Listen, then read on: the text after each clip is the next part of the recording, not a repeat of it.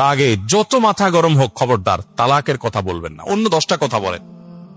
রাগ উঠছে, নিজের গায়ে পারলে 2টা মারেন, বইয়ের গায়ে মারেন না। তারপরে মুখ দিয়ে তালাকের কথা বলেন না। আমার এই জীবনে অসংখ্য মানুষ অফিসে আসে, ফোন করে মাসআলা জানার জন্য আমাদের কাছে।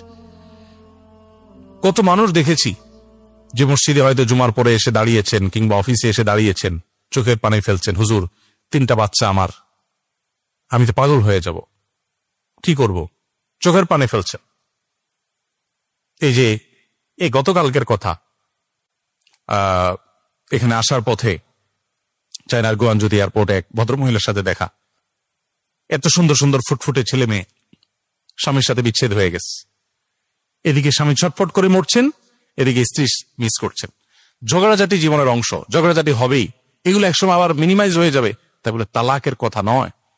বেশিরভাগ মানুষ তালাক দেওয়ার সময় শুধু 3টা দেয় না, পারলে 3000 তালাক দেয়। বউরে শুধু দেয় না, বউর 14 গোষ্ঠী সহ দেয়। কিন্তু 2-4 বছর যাওয়ার পর সে রিয়েলাইজ করে যে সে ভুল করেছে। তখন সে চায় আবার ফিরে আসতে, চোখের পানি ফেলে। বাচ্চাগুলো হয়তো ধ্বংস হয়ে যায়, 2জন 2 পথে চলে যায়। অনেক বোনরা আছেন, তাদেরকে মানুষজন উস্কায়, বলে আরে বোন ছেড়ে দেন এই অমানুষের সংসার, আপনার জন্য কত সুন্দর, আপনার জন্য লাইফ পড়ে আছে, কত যোগ্য ভালো ভালো ছেলে আপনি পাওয়ার কথা, আপনার মতো এত রূপবতী, এত গুণের মানুষ, এই ফ্যামিলির একটা মানুষ এরকম একটা অমানুষের সাথে সংসার করতেছেন। অনেকে এরকম উস্কে দিবে। আমি বলি এগুলো হলো সাক্ষাৎ ইবলিস। শয়তান তো কোনোদিন দেখেন নাই।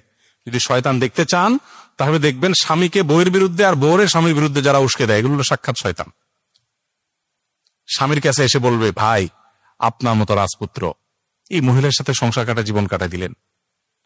আবার বউয়ের কাছে যা বলবে কি, ভাবি বা আপা এ অমানুষ আপনার কদর করতে পারলো না, আফসোস লাগে, আপনার মতো এত সুন্দর একজন মানুষ, আপনারা তো রানী বানায় রাখার কথা, কিন্তু এ মানুষ আপনার কদর করতে পারে না। এই যে উস্কায় দিল, ওই যে বেটা উস্কেছে ও যায় দেখেন বাসায় বউ পিটায়, কিন্তু সে আপনাকে এসে পাম্পটে দিচ্ছে।